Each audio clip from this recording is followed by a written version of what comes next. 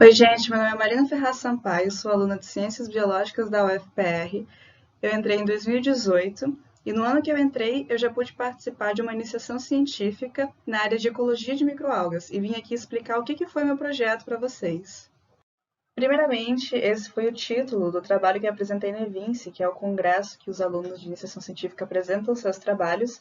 O título do meu trabalho foi Variação espacial e temporal de águas fitoplantônicas em um rio subtropical de Maré, mas eu vou explicar direitinho o que foi isso que eu fiz. Para começar, o laboratório que eu entrei, que é o Laboratório de Análise e Síntese de Biodiversidade, o LASB, se encontra no Departamento de Ecologia. Quando a gente fala em ecologia, às vezes a gente pode acabar associando com conservação. Então, ecobag, os ecochatos, eco não sei o quê. Mas, na verdade, ecologia é o estudo das relações entre os seres vivos. Então, existem tópicos como uma espécie se relaciona com outras espécies, como uma espécie se relaciona ao meio que ela está inserida, a questão das espécies invasoras. Espécies invasoras são aquelas espécies que se introduzem ou são introduzidas a um meio que não é o meio nativo delas, e isso pode acabar ocasionando em sérias modificações a esse novo ambiente que ela é introduzida. Isso tudo são tópicos muito estudados dentro da ecologia. O meu ambiente de estudo foi muito propício para estudos ecológicos, que foi a região estuarina do Rio Guaraguaçu. Estuário significa essa transição da água doce para a água salgada que tem quando o rio desemboca no mar, sabe? Então, esse rio ele tem essa porção estuarina, então tem uma forte influência do regime de marés, né? Esse rio é muito modificado de acordo com a maré, e além de ser muito propício por abranger tudo isso, todos esses tópicos, esse rio é uma região preservada da Mata Atlântica. Então, foi muito propício para o estudo que eu realizei.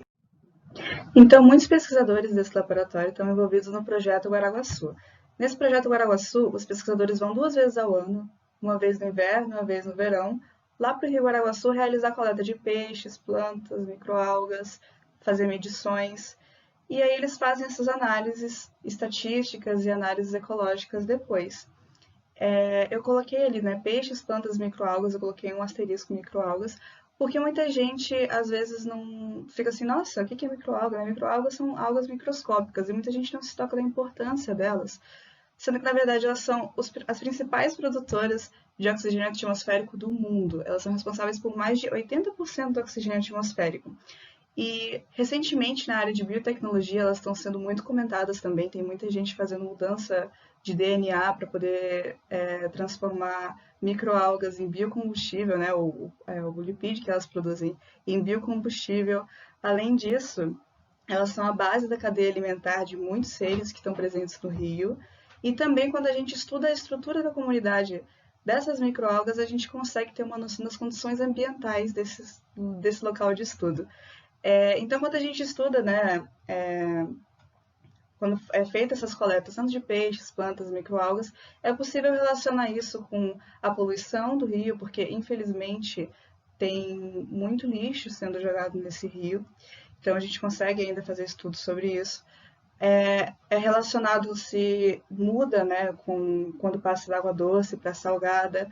É relacionado se muda de acordo com as estações do ano, se é inverno, se é verão.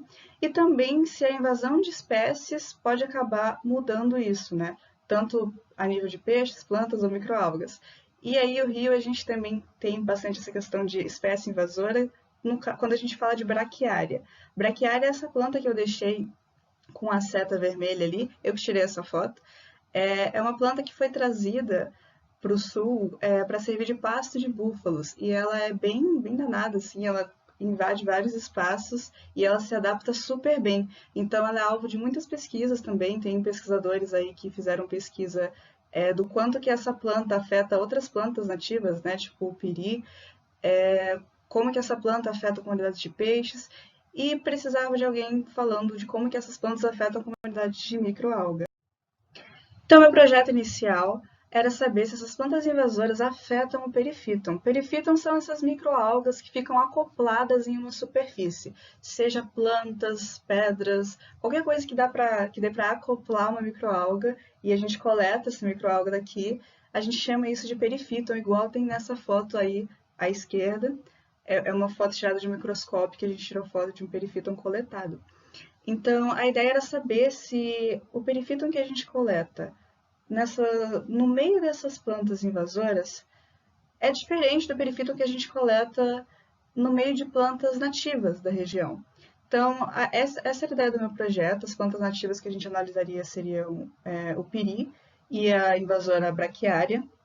Eu tinha até preparado, como dá para ver nessas fotos, estruturas para saber em qual superfície é melhor para acoplar o perifíton, né? Se é no vidro, no acrílico, no bambu ou no polietileno. Então, estava tudo pronto para a gente começar a fazer o nosso projeto. Mas aí a gente encontrou um problema. Os membros do projeto Guaraguaçu vão até o Rio Guaraguaçu 2 vezes ao ano. O projeto de iniciação científica dura só 1 ano, então eu teria que esperar a próxima vez que eles fossem lá para fazer essa coleta, e aí eu teria que aprender a identificar as microalgas, porque eu estava no primeiro ano de faculdade ainda, então eu teria que aprender toda a identificação de microalga, eu não sabia diferenciar nada com nada. E aí depois eu teria que aprender as análises estatísticas para conseguir comparar uma coisa com a outra. E aí a gente também precisaria fazer isso mais vezes, também caso desse errado. Então é muita coisa para fazer em apenas 1 ano. E principalmente eu não podia ficar esperando a próxima vez que a gente fosse para lá. Então o que a gente teve que fazer foi mudar o projeto. E aí, na verdade, eu continuei trabalhando com microalgas, mas eu comecei a trabalhar com fitoplâncton, que são essas algas que ficam na coluna d'água. Acontece que nos outros anos que esses membros do Projeto Guaraguaçu iam para lá, eles sempre fazem coletas igual eu expliquei lá, né? Macrófitas, fazem o levantamento dos peixes, e eles aproveitam e coletam também em 16 pontos diferentes do rio, eles coletam fitoplâncton. E aí eles levam essas amostras para o laboratório de ficologia, que é um outro laboratório que faz parceria com a gente nesse projeto, e aí lá são feitas análises, eles conseguem contabilizar e formar planilhas com quais as microalgas que estão presentes lá. E aí com essas planilhas eles deixam nos dados, mas precisava de alguém que conseguisse fazer análises com esses dados, né? Não tinha ninguém ainda para trabalhar com esses dados de microalga. E aí eu apareci.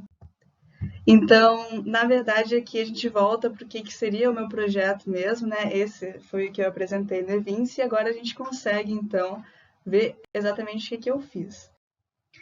Foram 3 perguntas que eu quis responder com esse novo projeto. A primeira era se essas 16 comunidades de fitoplâncton eram estáveis ao longo do tempo. A segunda é se as diatomáceas conseguem representar os outros grupos fitoplantônicos. A gente chama isso de um grupo indicador, que é quando a gente faz, ao invés de ficar fazendo análise com todas as famílias, de todos os gêneros, de todas as microalgas, será que a gente não consegue pegar um gênero ou uma família, ou um grupo, no caso de diatomáceas, para representar o resto? Será que as análises, os padrões, batem com o resto? Essa é uma pergunta. E a terceira é como varia a composição da metacomunidade ao longo do tempo. Metacomunidade, então, é o conjunto das comunidades, né? Então, pegamos as 16 comunidades e comparamos ao longo das estações para ver como que acontece essa variação. Então, a gente organizou tudo direitinho, como que seria o passo a passo, como que seriam feitas essas análises estatísticas. Tá tudo representado aí nesse esqueminha que eu fiz. A gente usou o programa R, que é um programa que lida com análises estatísticas. Então, começamos a fazer várias análises, que eu teria o maior prazer em explicar uma por uma como foi feita, só que o tempo aqui, eu já passei muito do tempo, então vamos deixar isso para a próxima. Eu deixei meu e-mail no primeiro slide, caso alguém queira saber mais profundamente como que foi feito tudo isso e como que a gente chegou em cada resultado direitinho. Então vamos direto para as respostas, né? A primeira pergunta, se essas comunidades são estáveis, é não. A gente não conseguiu encontrar nenhuma estabilidade significativa para essas comunidades ao longo do período que a gente analisou.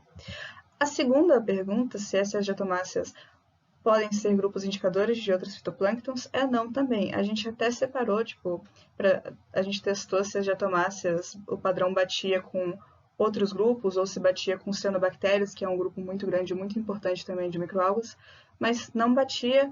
E isso para a gente é um resultado muito interessante, porque a gente percebe também que diferentes microalgas respondem de modo diferente ao mesmo gradiente ambiental, às mesmas mudanças e tudo mais.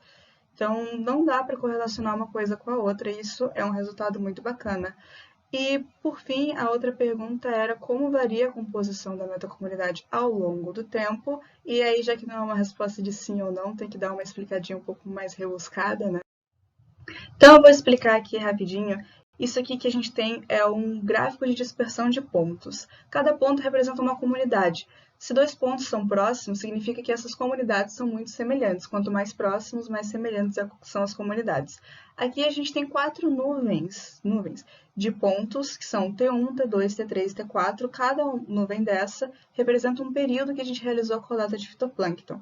Considerando que foi verão, inverno, a gente consegue perceber uma coisa muito interessante, que é o T4 está muito próximo, a nuvem do T4, com a nuvem do T2.